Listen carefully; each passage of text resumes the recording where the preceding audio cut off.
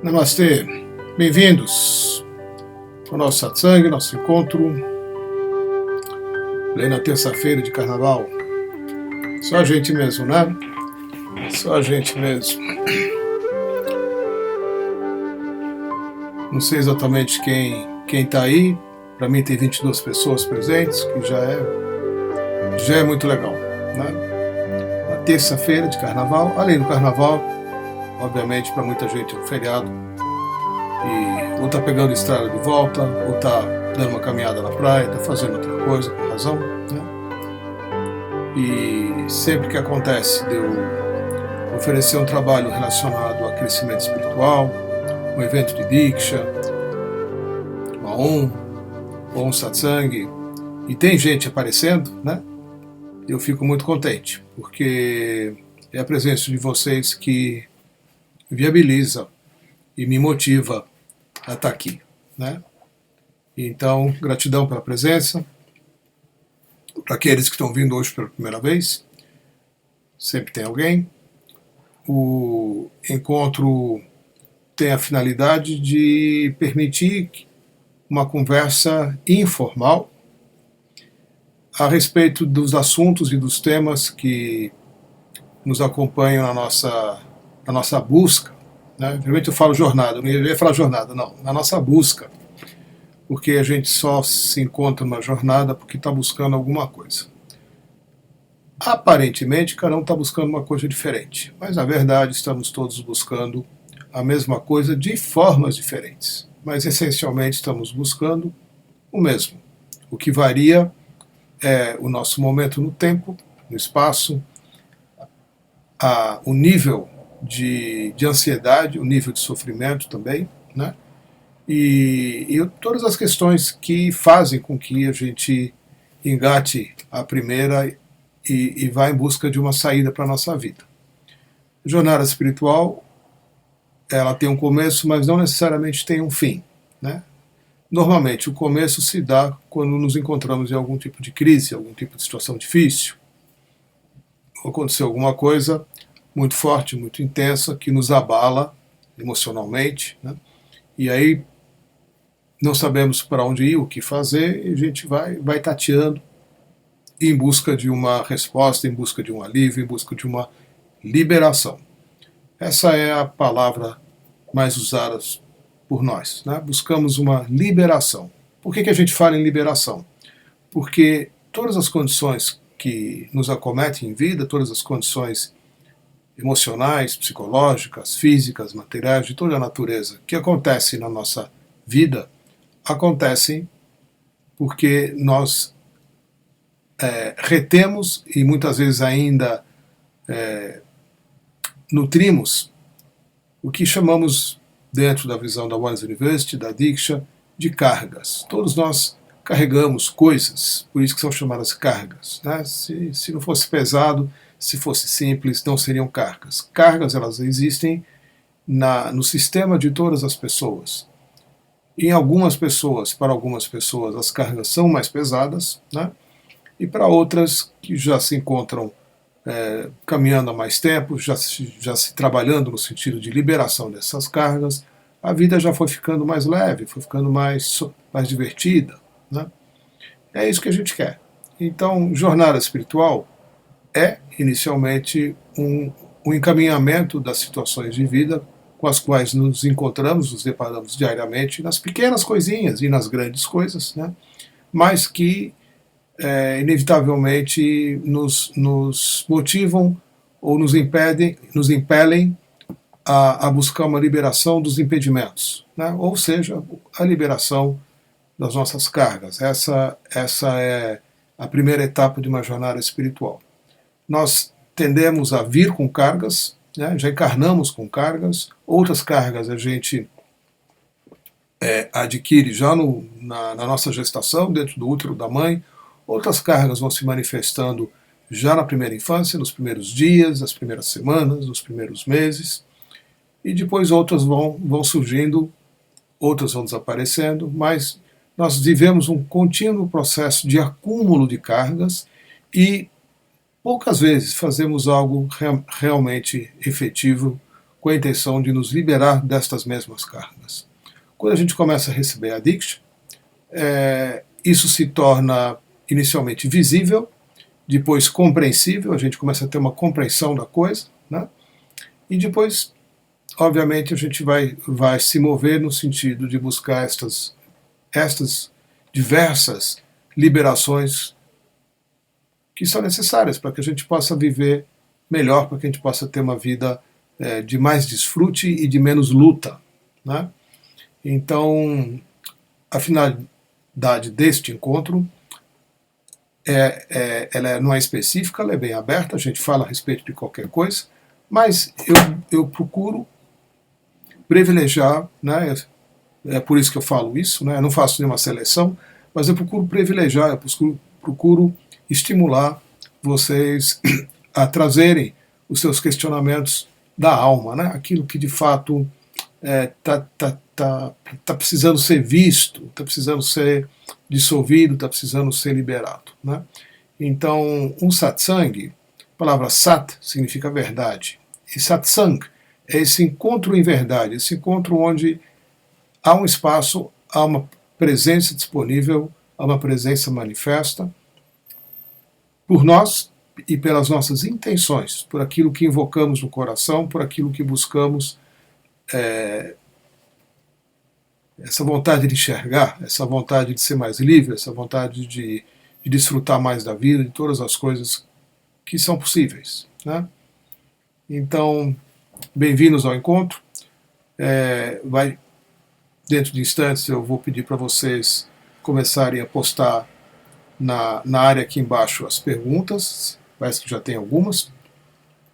Mas antes de começar a ler as postagens, eu costumo atender aqueles que me escrevem um e-mail. E eu já tenho um e-mail aqui da Lúcia Sant, que já vi que ela está aqui na sala. Então eu vou ler uma parte do e-mail dela, porque ele é grande, né? Ela me situa toda uma condição de coisas. Ela fez essa pergunta já semana passada, ia começar a fazer a pergunta, mas já eram 11 horas, né?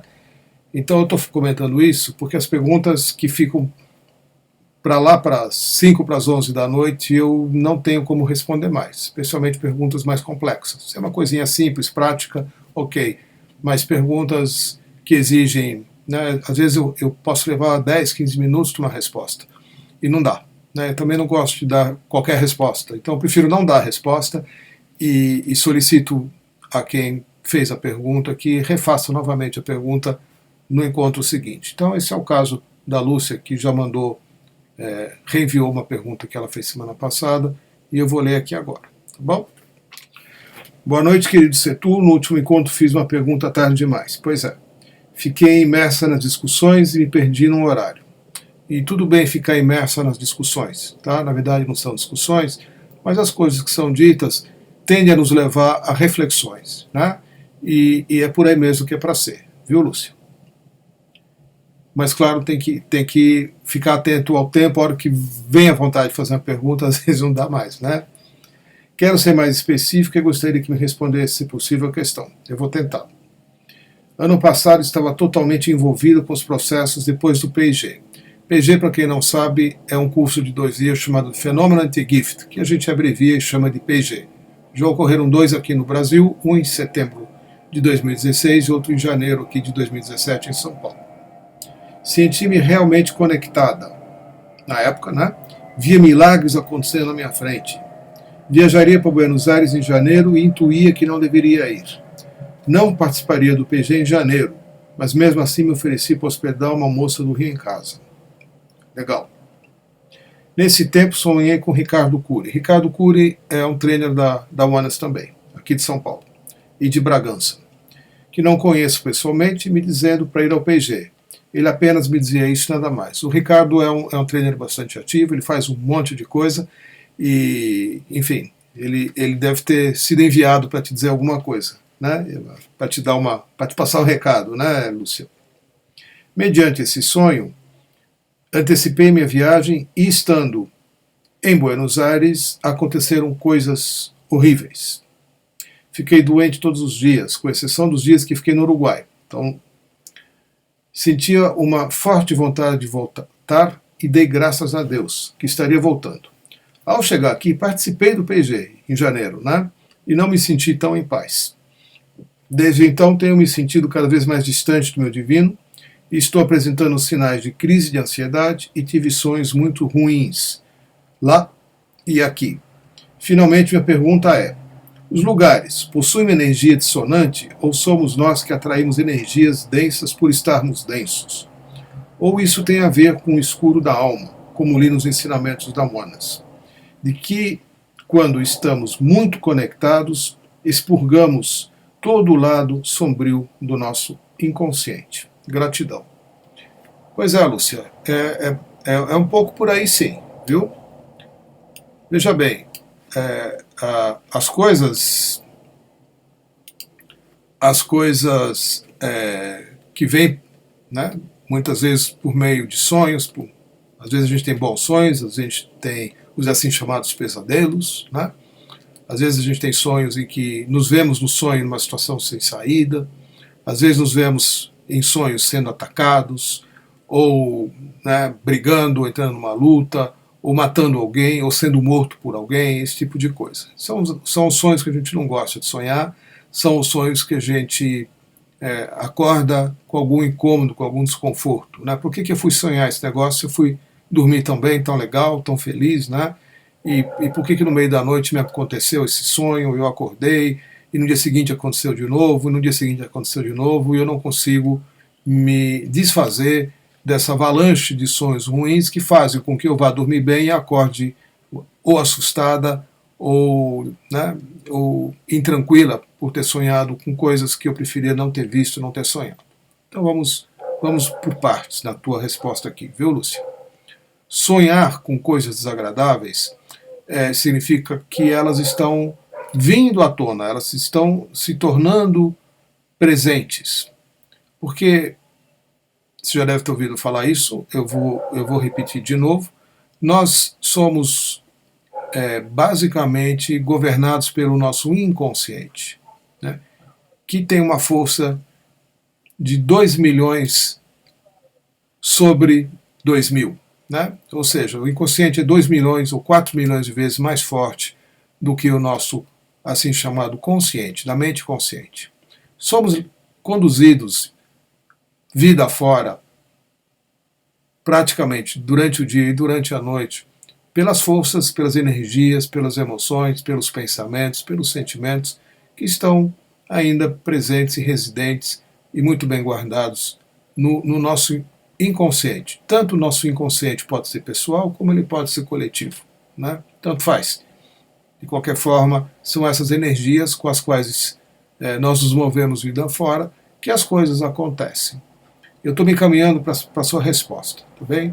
Então, quando nós temos sonhos, os sonhos, e a gente se lembra dos sonhos, e não foram sonhos legais, são sonhos às vezes confusos, ou são sonhos aterradores, ou são sonhos assustadores, que entramos em confronto com energias do mal, ou energias de violência, ou situações de violência. Essas coisas, elas sempre estiveram e sempre vão estar presentes no coletivo de todas as pessoas. Né? Nós é que não estamos habituados a nos lembrar disso no dia seguinte. Mas isso não significa que as coisas estejam apenas nos sonhos. As coisas estão nos nossos sentimentos e pensamentos diários.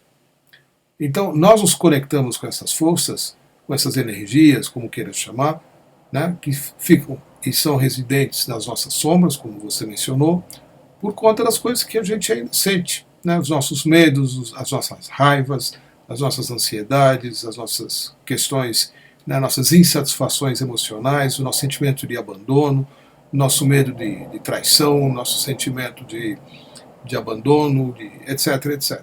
Né? Então, esses sentimentos vão fazer com que você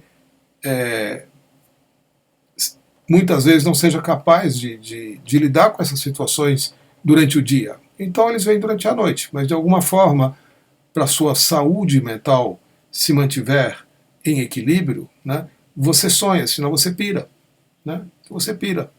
Porque você não tem condições em consciência no seu dia a dia de lidar com as situações que a vida está te trazendo. Né? Muitas vezes.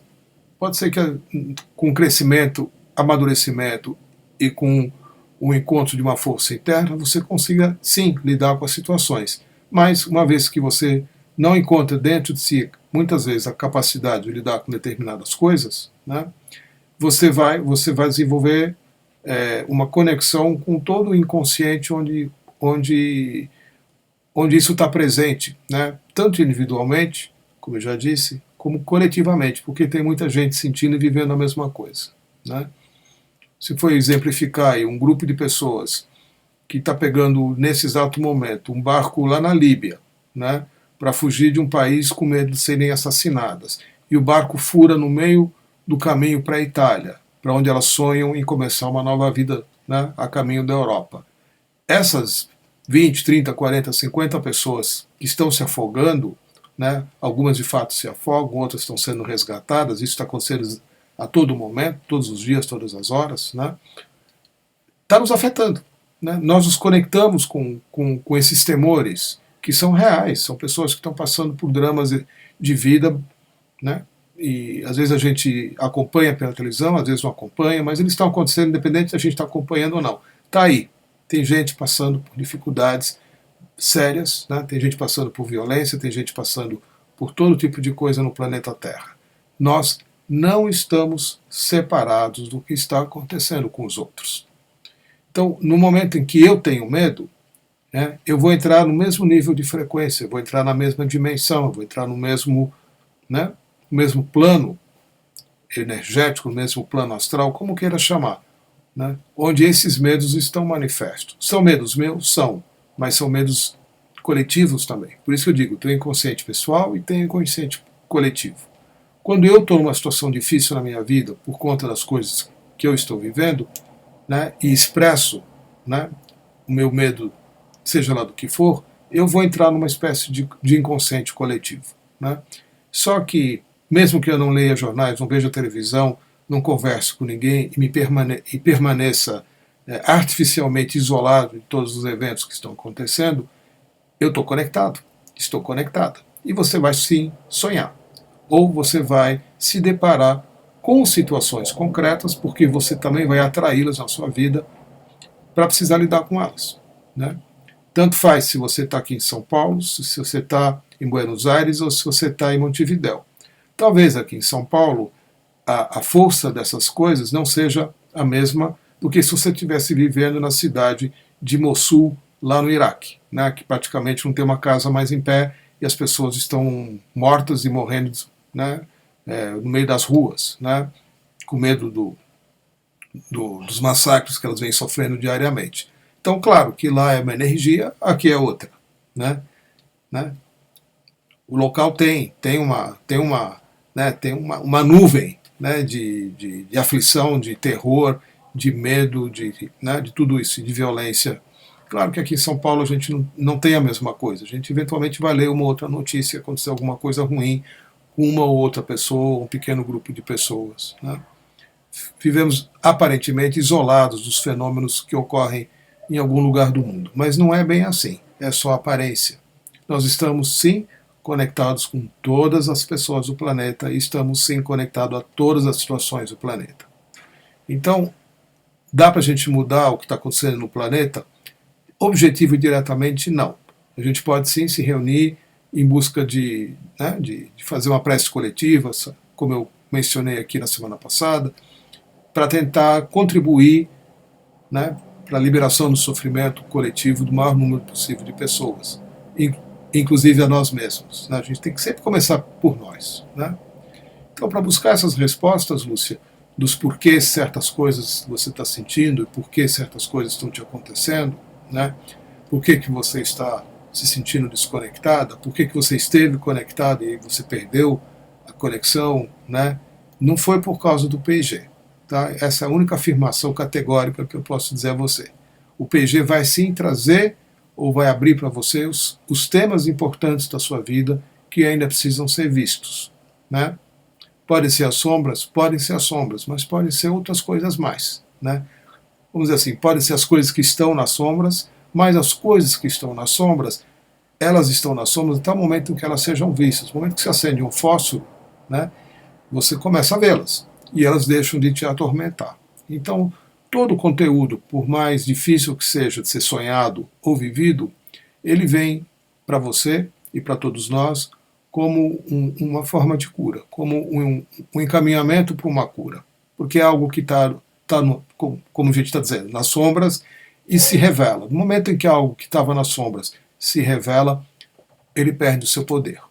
Tudo aquilo que está nas sombras e opera nas sombras, o nosso inconsciente, tem uma força muito grande. No momento em que é visto, no momento que você vê os detalhes daquilo que se encontra nas sombras, a energia perde a sua força. Ela está lá, mas ela perde a sua força.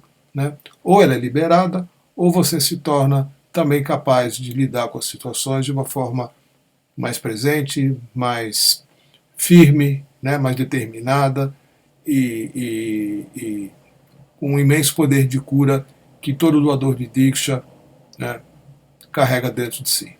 Viu? Eu sei que eu não fui muito preciso na resposta no que você está perguntando, mas é o que eu posso te dizer aqui agora. Tá bem? Obrigado, Lúcia. Oi, Ana Santeiro. Há alguma prática além da própria meditação para ativar o divino? Com certeza, Ana. Tá? Com certeza. Vamos só esclarecer uma coisa. O divino não fica ativado e desativado, né? O divino a gente não se relaciona com o divino por meio de ativações, né? Nós é que estamos desconectados do divino, né? Então, quando a gente fala, vamos dizer assim, o que a gente busca é uma conexão mais presente, mais verdadeira e mais intensa com o divino, né? E isso se dá por meio de um relacionamento, não precisa ser necessariamente uma prática, né? Porque senão a gente vai tornar a relação com Deus uma coisa técnica, né? Se eu acender o incenso, girar 3 vezes uma vela, né, eu vou me conectar e o dia que eu não fizer isso, a conexão não vai acontecer. Não, não é bem assim, né? Óbvio que não é assim. Então a gente não necessariamente precisa ativar o divino. Nós é que estamos desconectados. Então, sim, podemos fazer coisas para buscar uma relação, né, ou como a gente chama dentro da Oneness, um vínculo, um laço, né, com o divino, que por algum motivo, ou por mais de um, não se encontra vivo no presente momento. Então, meditação ajuda? Ajuda, mas não resolve. Né? Não resolve. Então, fazer uma prática de meditação diante de um altar ajuda, não necessariamente resolve. Então, a gente faz coisas, Ana, a gente faz coisas porque são recursos muito antigos, né? Por exemplo, a prática dos rituais, né? São formas de conexão com aspectos diferentes do divino, porque o divino se manifesta de inúmeras formas, dependendo da sua cultura, dependendo da sua religião, dependendo do seu sistema de crenças. Né? Para uma pessoa acender uma vela e fazer né, rezar de um certo jeito, vai fazer com que ela converse com Deus. Né? Uma outra pessoa vai fazer a mesma coisa e não vai dar certo para ela, não vai funcionar. Ela precisa caminhar no meio de um bosque, ela precisa interagir com as flores, ela precisa abraçar uma árvore. Aí é que ela conecta. Né? Mas ela não é verbal, ela não fala. Né? Uma outra pessoa dança, né? faz um rito usando movimentos do corpo. Outra pessoa se sente em zazen, em silêncio. Então, cada um de nós tem uma forma muito específica, muito pessoal, de se conectar com a presença, né? Como eu gosto de dizer aqui. Agora, existem, desde os tempos, né, ancestrais, inúmeras formas. Né? Inúmeras formas. Hoje, para ficar mais dentro do universo da Oneness e da Diksha, nós fazemos uso do mantra, do Mula Mantra. Né? Vocês devem conhecê-lo. Se você não conhece, procura saber do que se trata, porque eu não posso colocar ele aqui agora. Né? Mas é um mantra que é cantado em sânscrito e que existe um velho, né, um Mula Mantra antigo, existe um Mula Mantra novo, existem 2 tipos de mantras, e quando nós cantamos esse mantra e invocamos as propriedades do que estamos cantando em sânscrito, nós trazemos, né, nós criamos essa conexão nossa com a presença. Né? Não é que a gente vai ativar o divino está sempre presente. Né? Mas quando eu sento né, fecho os olhos e, por exemplo, junto as mãos aqui em forma de prece na frente do meu coração e canto um mantra chamando a presença para que ela se manifeste para mim, eu vou criando, né? Eu vou criando esse vínculo. Mas não precisa ser dessa forma. Essa é uma forma, não precisa ser. Não é uma coisa fechada, né? Como eu já disse, você pode fazer inúmeras coisas. O importante, né, não é o que você vai fazer. O importante é você sentir a necessidade de criar esse vínculo. É você sentir que neste momento, por N fatores, por N razões, você não está conectado. Como a Lúcia também mencionou, né? Não estou sentindo uma conexão com o divino. O que fazer? Né? Então, vamos ser bem simples. Né? Você vai pedir para que o divino se manifeste para você, para que ele esteja presente visivelmente, fisicamente para você, que ele te dê sinais da presença dele, que ele opere milagres, né? Que ele faça você enxergá-lo de uma forma que você consegue enxergá-lo, que você peça a ele que fale com você numa língua que você entende. Não adianta ele falar grego ou chinês se você não entende essas línguas, né? Tem que ser numa língua que você entende, que ele se manifeste para você nos sonhos, nas situações, no trânsito, numa relação com uma pessoa difícil, no que seja, né? Que ele te guie nos momentos de dificuldade, mas que ele também esteja com você nos bons momentos, porque essa relação, eu não ia falar isso aqui hoje, né? Mas é uma relação muitas vezes deturpada que a gente tem com o divino, de só pedir ajuda nos momentos em que a gente está encrencado, né? Nos momentos que a gente está numa boa, não está encrencado, a gente esquece dele, né? A gente não dança, a gente já não acende mais uma vela, já não coloca mais uma flor no vaso, né? Não faz uma oferenda, não faz uma prece de agradecimento, não faz nada. Afinal de contas, né? A gente está numa boa, para que vai agradecer alguma coisa se a gente não está precisando de nada? Como se o estado que estivesse se manifestando em nossas vidas, o bom estado, não fosse também uma graça que a gente está recebendo momento a momento, né? Quando você agradece pelo bom momento que você está vivendo, né, também é uma forma de você solidificar e intensificar esse laço, esse vínculo com o divino. Né? A gratidão, o reconhecimento e a gratidão é um dos meios mais fortes e importantes para estabelecer e manter esse vínculo com o divino. Né? Não é só nos momentos que você está a perigo, não. Né? Nossa, eu estava lá, né, doente, aí eu fiz tal coisa e sarei, ou eu estava sem grana, olha que milagre, entrou uma grana para mim. Né? Que bom. Né? Aí você lembra, aí você agradece e tal. Mas nos outros dias, né, que você já está vivendo outras coisas e que você não precisou pedir, né, as coisas simplesmente vieram a você, você não lembra que as coisas vieram a você também pela interferência direta do divino na sua vida a todos os instantes. Né? Então, a gente tem que ir se acostumando a reconhecer a presença do divino em todos os momentos, em todas as situações.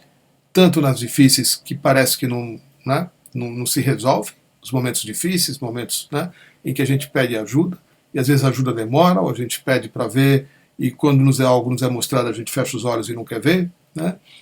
Quanto como nos momentos em que a gente se vê, né, privilegiado, né, privilegiados pelas coisas que a gente tem. Vira e mexe, eu já me deparei umas 2, 3 vezes com um pequeno texto, né, que diz bem isso. Né? Se você tem uma roupa para vestir, você tem um teto para dormir embaixo, né? Se você, né, comeu hoje uma refeição, pelo menos uma completa, né? Se você tem alguém com quem conversar, se você ainda tem um pai e uma mãe, né? Se você estudou numa escola e sabe ler e escrever, né? Essas coisas bem básicas, né? Saiba que você é tipo você pertence a 1% da humanidade privilegiada, né? Porque os outros 99 ou 98, ou que seja 90%, não tem isso, né? Se você tem estas coisas que te permitem, por que não, participar de um satsang como esse, né? Saiba que você pertence a esse pequeno, mínimo número privilegiado de pessoas que foram abençoados com a graça de poder participar de um encontro como esse. Né? e que tem o que comer, tem o tempo, tem a saúde, enxerga, ouve, né? E fala, e, enfim, está saudável, está alimentado, está protegido, está seguro, né? Está vestido. Então, essas coisas a gente não lembra de agradecer porque a gente não as reconhece, né? A gente acha que já nasceu desse jeito, vai agradecer o quê? Né? Minha vida, eu estou sentindo falta, né? Eu estou sentindo muita falta de um monte de coisa. Eu queria ter muito isso, queria ter aquilo, queria ter aquilo outro. Todo mundo tem, eu não tenho. Nós ficamos sempre muito mais imersos nas queixas das coisas que nos faltam, porque a gente observa os outros, se compara, acha que os outros têm coisas que a gente deveria ter também, afinal de contas também somos boas pessoas, por que não? Né? E a gente não tem, logo, por algum motivo, não somos privilegiados pela sorte, né? E nisso a gente se perde de novo, a gente perde o vínculo. Então, minha sugestão, não só para a Ana, para qualquer pessoa, né, é da gente observar como é que a gente se coloca, qual é a nossa postura diante da vida, né? E como nós tendemos a nos queixar mais, reclamar mais do que a gente não tem, se queixar dos outros, se queixar do que nos falta, e não encontramos meios, né, facilmente, né, naturais, que não seja uma coisa artificial, né, não encontramos os meios naturais de agradecer pelo que temos. Então o vínculo fica mais difícil. Né? Tá bom? Obrigado, Ana. Fernanda Franco, Setu, sobre as cargas vivenciadas e absorvidas por nós logo cedo na vida, em experiências doloridas que passamos na infância, por exemplo, que prática você recomenda para a liberação dessas feridas? Olha, Fernanda, esse não é uma prática, isso é um viver do dia a dia, é uma condição diária. Né? O que eu mencionei aqui hoje é que essa é uma condição dentro da qual todos nós nos encontramos. Todos nós carregamos cargas. Né? Ninguém está isento das cargas. Ninguém está isento de cargas.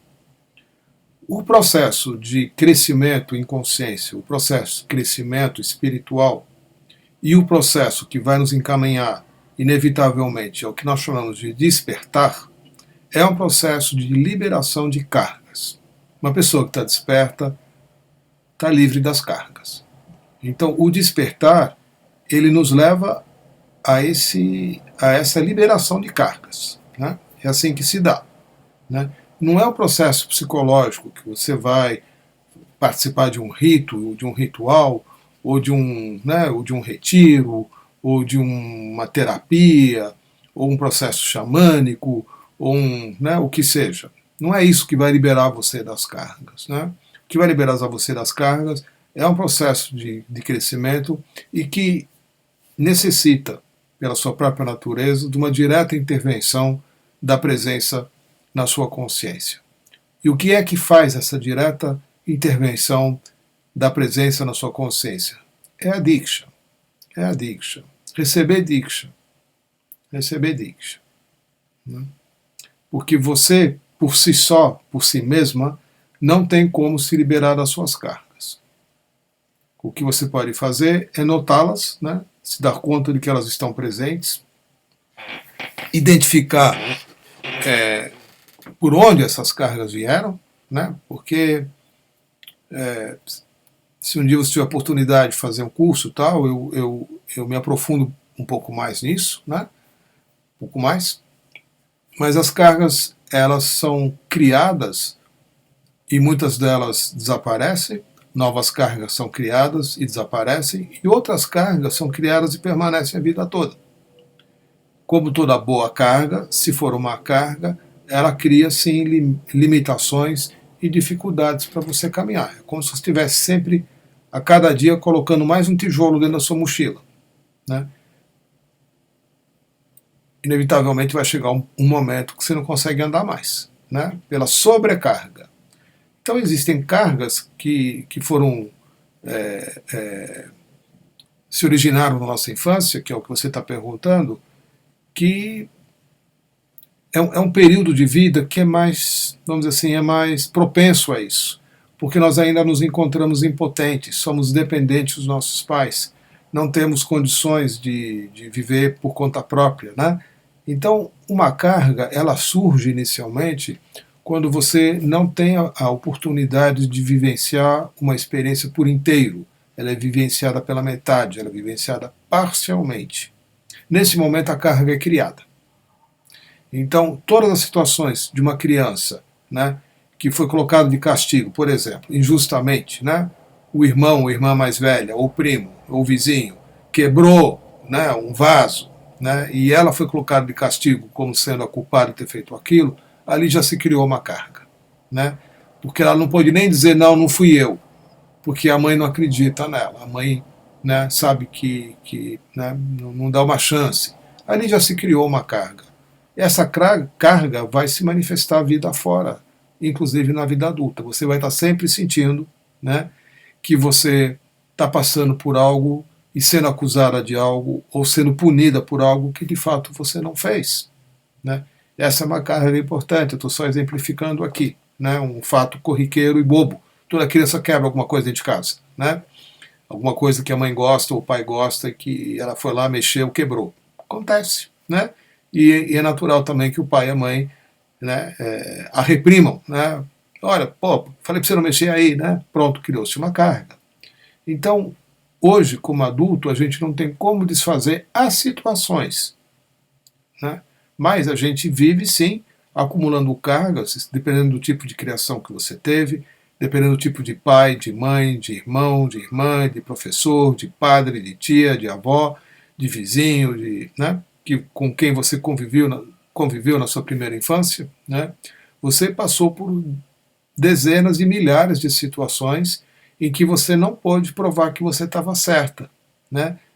Não pode. Né? O sentimento de injustiça, o sentimento de estar sendo condenada ou estar sendo punida por algo que você não fez, pode se manifestar pelo resto da sua vida, por algo que aconteceu quando você tinha entre 3 e 7 anos, por exemplo. Né? Então, o que você pode fazer hoje? Para mudar aquela situação, você não pode fazer nada. Mas você pode observar como você continua se sentindo da mesma forma no seu dia a dia hoje, como se você estivesse ainda respondendo aos seus pais ou a quem quer que seja, da mesma forma que você se sentia quando você era criança. Nisso, uma carga uma delas pode ser liberada. Né? Quando você volta, regride ao momento em que uma situação aconteceu e você se dá conta que até hoje você está aí sentindo as mesmas coisas. Né?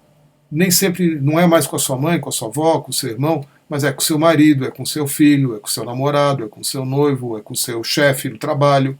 Né? As situações, as pessoas mudam, mas você continua visitando aquele mesmo desconforto, aquele mesmo sentimento, que não tem mais nada a ver com a pessoa que está na sua frente. Né? Aí é que a gente começa a observar uma carga em ação. Né? Quando essa observação se dá, a carga é liberada. Não é preciso fazer uma terapia em cima. Né? A carga é liberada. Então, o processo de crescimento vai naturalmente nos conduzindo a este olhar para as coisas que constituem os nossos impedimentos, porque são vários. Né?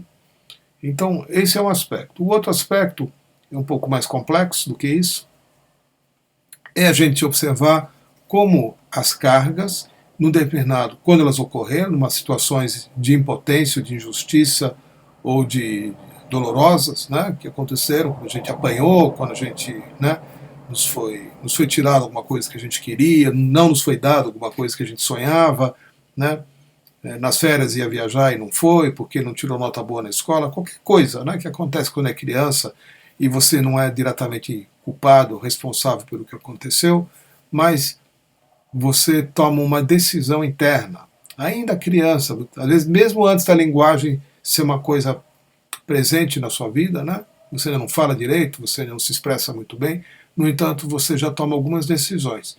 E uma delas é essa, né? Para você de novo não sentir aquela dor, aquele sofrimento, aquela pressão, aquela angústia, aquele medo, aquela raiva, você cria um personagem, né, que vai ser o oposto de tudo aquilo, que vai ser forte, né, por exemplo, né, que vai ser inteligente, que vai saber tudo, que vai ser controlador, ou controladora, né, que vai, né, vai cuidar absolutamente de todos os detalhes, todas as coisas, para que nada aconteça, para que você nunca mais venha a ser chamada, né, a atenção por ter quebrado alguma coisa na vida, ou por não ter finalizado um projeto, ou por não ter, né, a coisa só muda de figura no adulto, mas ela é a mesma ainda da criança.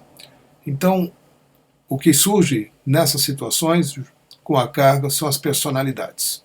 E essas personalidades, algumas delas desaparecem e outras se mantêm, como se você de fato fosse esta pessoa que você projetou, né, quase que de uma forma inconsciente, quando você era criança, para poder lidar com as dores que você sentiu quando você era criança. São dois aspectos importantes. Então, identificar as situações e como você lida com elas, para não sentir coisas que você não queria sentir. É um pouco o que a Lúcia está vivenciando hoje, né? Ela está de repente passando e vivendo coisas que ela não está entendendo por quê, né? São cargas voltando para serem vistas também, viu, Lúcia? Né? E também as nossas personalidades, porque nós nos identificamos com elas, né? Geralmente a gente cria uma personalidade, você vai ser de um certo jeito, né? Ou forte, ou inteligente, ou bonita, ou, né, ou demandadora, né, ou líder, alguém que nunca mais vai passar por uma situação como aquela. Né? Esse é um tipo de personalidade. Ou você não cresce, né, não amadurece, não vira adulto, né? Se mantém sempre infantilizada, se mantém sempre criança, né? Sempre dependente, sempre, né, impossibilitada de virar gente grande mesmo. Né? Enfim, isso é muito particular. Cada um de nós desenvolve um tipo de personalidade específica para lidar com uma situação específica. Né? E isso é importante ser visto. Como fazê-lo? Participando de processos, participando dos processos. Né? Sim, nós oferecemos processos assim como trainers avançados, e processos são oferecidos também na One's University India. Né? São coisas com as quais a gente lida dentro de um ambiente seguro e sendo cuidado e direcionado por pessoas bastante competentes com relação a todas essas coisas, porque todos nós já passamos por tudo isso, né? Pelo confrontar desses aspectos. Então, uma forma da gente trabalhar as cargas é, primeiro, se dar conta delas, segundo, ver a origem delas, ver o que fazemos ainda para sustentar determinados padrões, determinados comportamentos, determinadas personalidades, né? Quais são os sentimentos que estão né, no pano de fundo da situação, e como nossa vida é governada. Né? A gente praticamente não tem liberdade, vivemos uma espécie de uma gaiola, né, aprisionados por energias e pelos sentimentos que acompanham. Né? E claro que não adianta ficar fazendo coisa para se liberar de energias, né, porque as energias não vão embora. Né? Dessa forma, a gente precisa buscar, sim, crescer em consciência e aprender que as coisas precisam ser confrontadas. Né? Não adianta fugir. As coisas, as situações precisam ser confrontadas. Esse é o único caminho mais rápido e eficaz para a liberação das cargas. Vai chegar um ponto em que a gente não mais vive à mercê ou sujeito, né, às cargas. Ou seja, as cargas permanecem como uma lembrança, uma memória, né, mas nós não somos mais impedidos de seguir adiante pela presença dela nas nossas costas. Né? Elas já se foram, não pesa mais, né, e você está livre. Isso é o que a gente chama de despertar. Esse é um aspecto do despertar. Tá bom? Oi, Ana Clá. Eu tenho uma questão pessoal de alergias a mosquitos borrachudos. E só eu tenho na família, e eu amo a natureza. Muitos dos meus familiares já moraram mais em áreas rurais, e eles não têm nada disso. Eu tenho pedido ajuda para o Divino me ajudar, mas ainda não aconteceu nada. Tem alguma dica de como pode ser curado isso? Não tenho, Ana, não tenho. A alergia é uma coisa complicada, né? Eu passei um negocinho aqui na minha pele antes de fazer o encontro, porque eu estou com calor, a janela está aberta, eu estou com muita luz aqui dentro. Então, eu não quero ser picado por pernilongos aqui enquanto eu estou falando, né? Eu não sou alérgico, mas claro que uma coceirinha incomoda, né? Borrachudo, para quem é alérgico, né? Eu lembro, meu filho era, quando primeira vez eu levei, ele tinha menos de um ano para a praia, aqui no litoral de São Paulo, uma praia chamada Trindade, entre São Paulo e Rio, e eu fui com a mãe dele, nós vimos passar aí uns 3, 4 dias, tipo carnaval, né? Acampados numa praia, e já no primeiro dia tivemos que voltar, porque ele ficou da cabeça aos pés inchado de tanto borrachudo. Então, é, cada um de nós tem uma constituição física diferente, né? Tem um cheiro de pele, um cheiro de sangue, vai nossa alimentação, são tantos fatores, né? Que fazem com que os bichos se sintam atraídos por nós e nos mordam, né? Em busca do nosso sangue. Agora, alergias são. Eu não sei te explicar o porquê que uma pessoa é alérgica ou não, né? Existem muitos tipos de alergia. Quase sempre, até um pouquinho que eu sei, né? As alergias são uma forma de do seu corpo sinalizar que não está em harmonia com a vida, né? Eu estou falando de uma forma muito genérica, viu, Ana? Né?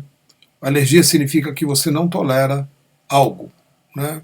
Tem gente que é alergia à flor, tem gente que tem rinite, né? É alérgico a pelo de bicho, né? Não quer dizer que a pessoa não gosta de gato e cachorro, mas só de estar perto de um gato, ela já começa a espirrar. Por mais que ela ame os gatos, ela não suporta ficar num ambiente que tem gato, né? E isso quer dizer alguma coisa? Não, não quer dizer nada, né? Ela continua gostando dos gatos, mas ela só não consegue ficar num ambiente, ela fica incomodada. Então, para algumas pessoas, né, que têm as doenças autoimunes, que têm problemas de lúpus, né, e outros problemas mais sérios, né, de manutenção do sistema, essas coisas são mais.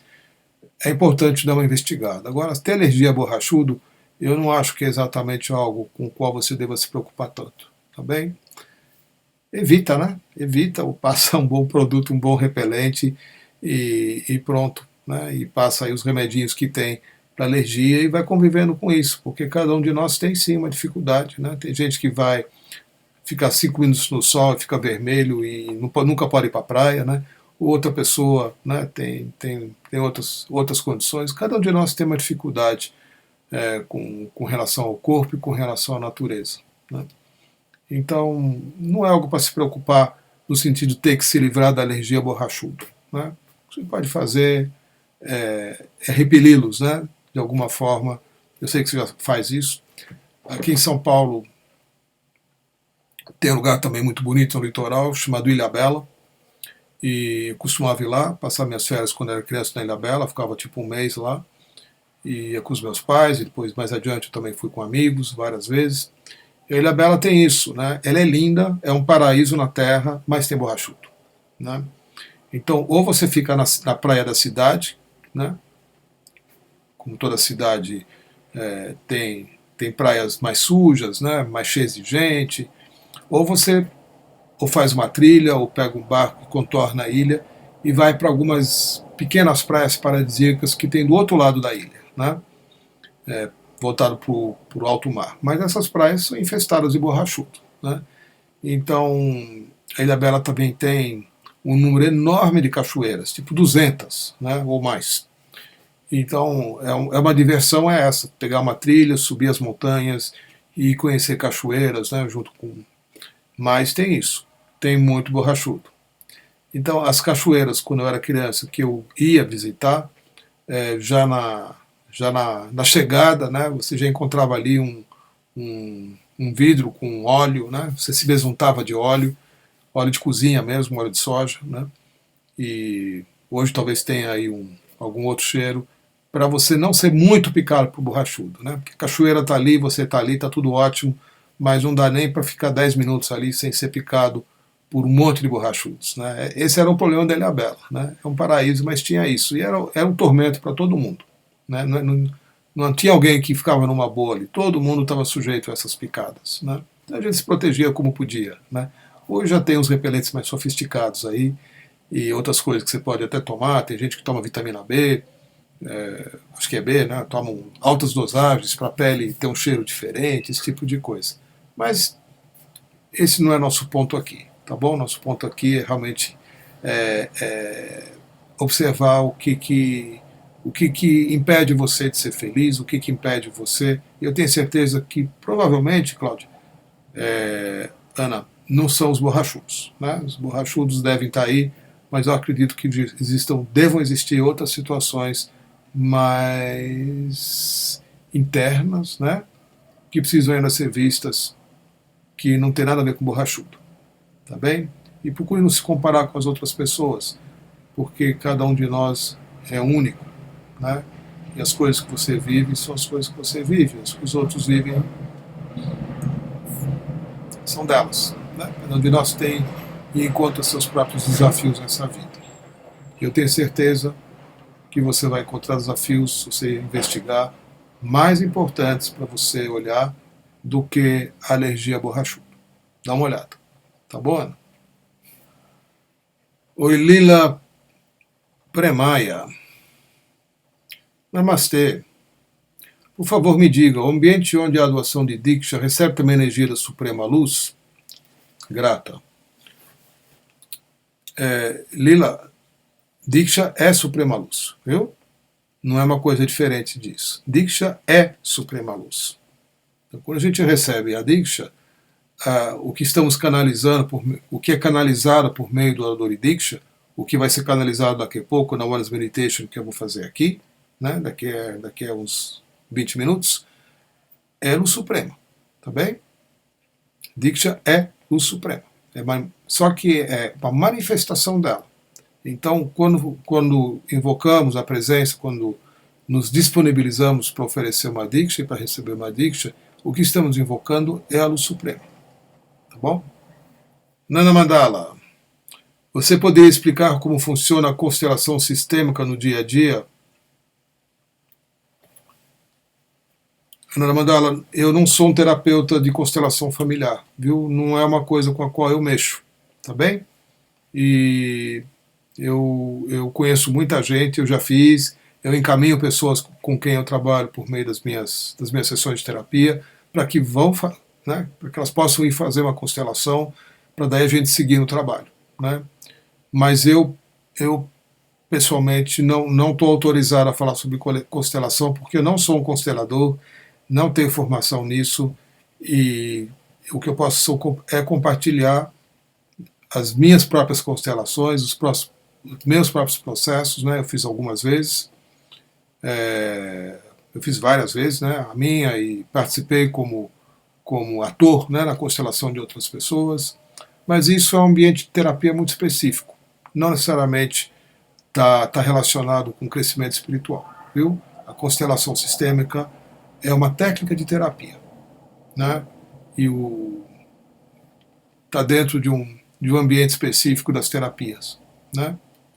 E é complexo, é lindo, é útil e ajuda muito, tá bom? É uma coisa boa. Se não fosse, eu não mandava as pessoas, não sugeria que as pessoas fossem fazer, né? Mas com isso eu não posso falar aqui, tá bom, Ana? Oi, Isabel.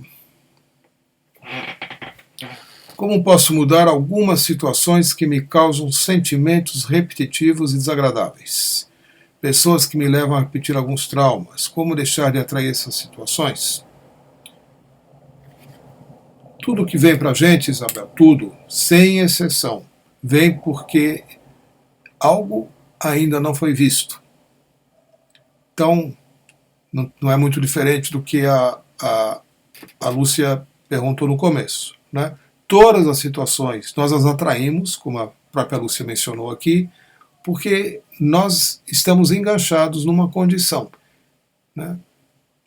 O que isso significa? Significa que estamos ainda com alguma dor ou com alguma situação, né?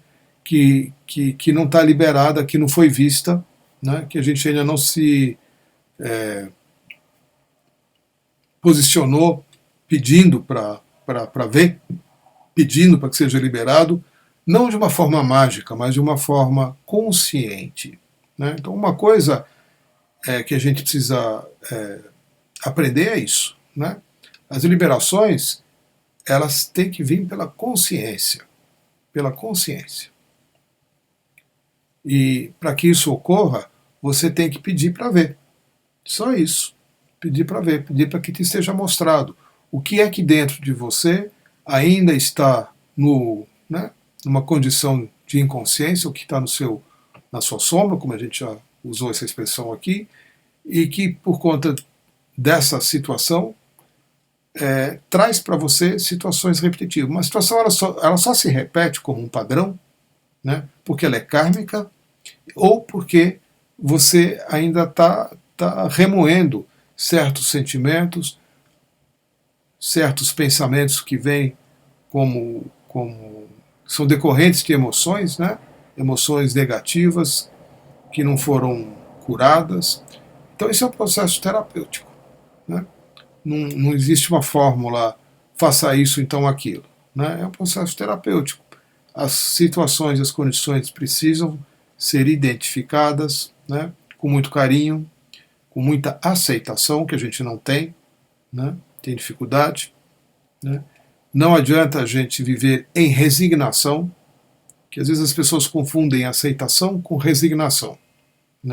Resignação é quando você fala assim, bom, aconteceu, fazer o quê? Não tem jeito, foi Deus que quis. Típica frase, você está diante de uma situação e então você engole a dor, você engole a revolta, você engole os sentimentos de injustiça, assim, bom, foi Deus que quis assim, fazer o quê? Vou ficar brigando agora, Isso é resignação. Aceitação é quando de fato você vê e sente que aquilo que está acontecendo está absolutamente correto. Simplesmente é o que é para acontecer, sem tirar nem pôr um segundo, um microsegundo da situação. Então, a aceitação vem num alinhamento com Deus, vem num alinhamento com a consciência. Quando você compreende com o seu coração, em consciência, o que Deus está fazendo e mostrando para você, o que o divino está te mostrando, o que a consciência superior está te mostrando, como queira chamar. Então, numa busca aprofundada e contínua dos porquês de algumas coisas que nos acometem, e uma solicitação para que as coisas lhe sejam demonstradas explicitamente, para que você encontre a liberação delas, é que o processo se dá. Enquanto isso não ocorrer, ela vai voltar. Ela vai voltar. Não no sentido da punição. Você está sendo punido, não entendeu, vai vir. Não. Ela vai voltar porque você mesmo chama. As situações elas são chamadas por você. Você as atrai, como a Lúcia mencionou no começo. A gente atrai as coisas porque nós sentimos dor e nós queremos encontrar uma liberação dessa dor. Queremos um alívio do sofrimento. Queremos, na verdade, uma liberação desse sofrimento. Por isso que a situação volta. Tá bem? Isso se trabalha em processo. Não é numa resposta única e não é numa fórmula única que uma situação dessa natureza é resolvida. Tá bem? Então, por isso que a gente faz processo, a gente repete processo, a gente faz cursos, a gente vai para a Índia, a gente lê, a gente faz mais processo, a gente e vai recebendo Diksha, vai fazendo tudo o que está ao nosso alcance para poder enxergar o que está acontecendo com a gente e encontrar a liberação desse sofrimento que ainda está presente também. Tá bom, Isabel? Oi, Paula. Eu vou tentar ver se eu ainda consigo te responder, tá? Vamos ver aqui, já passou da hora. Sei que a pergunta foi colocada meia hora atrás. Vamos ver. Eu me estendi aqui bastante hoje nas respostas. Boa noite, é um prazer estar aqui com você. Após me tornar DG, por quanto tempo tem que fazer as meditações de chakra dhyana? São 3 ciclos de 21 dias. O propósito é a limpeza? Paula, quem tem que te orientar nisso é o trainer que te iniciou, tá bem? Nas iniciações de Diksha que eu faço, eu nunca pedi para alguém fazer uma chakra dhyana. Então isso foi solicitado a você pela pessoa que te iniciou.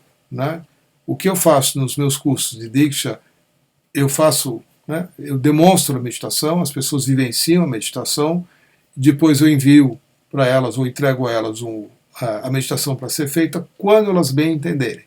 Tá bom?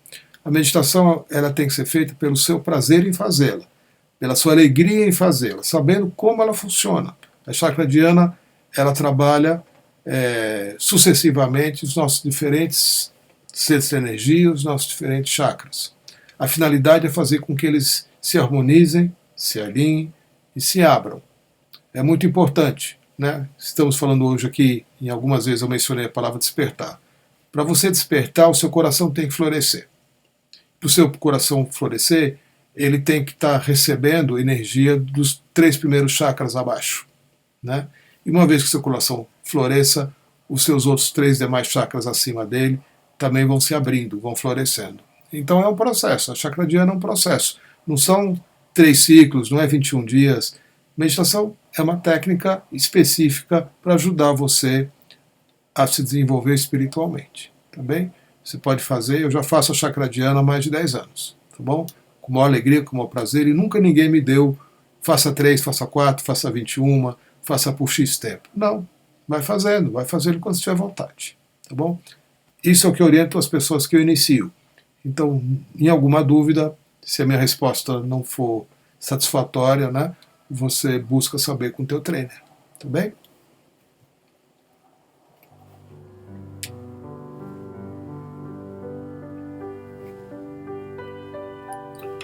Então, gente, são 23h05, eu em 10 minutos vou oferecer a Oneness Meditation. Para quem não conhece, é uma diksha que é transmitida através dos olhos, e eu faço isso regularmente, é parte integrante, né? Faz parte aqui do encontro.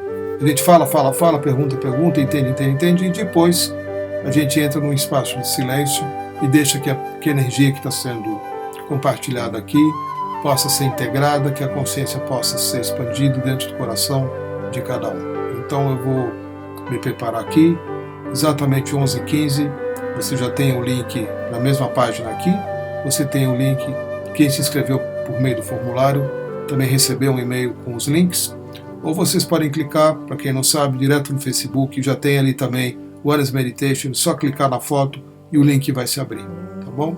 Aí coloca nome, e-mail lá do mesmo jeitinho que vocês fizeram para acessar essa página, e durante meia hora vocês vão estar recebendo uma poderosa diksha e a poderosa presença divina que se manifesta, e é uma coisa absolutamente passiva. Procure se conectar, procure receber a diksha, e depois, por aproximadamente uns 15 minutos, no final, você, se puder, né, deixa a música te conduzir aí para um relaxamento profundo, e descansa e relaxa, tá bom? Namastê, gratidão pela presença, pelas perguntas. Até já já. Parvati Anandama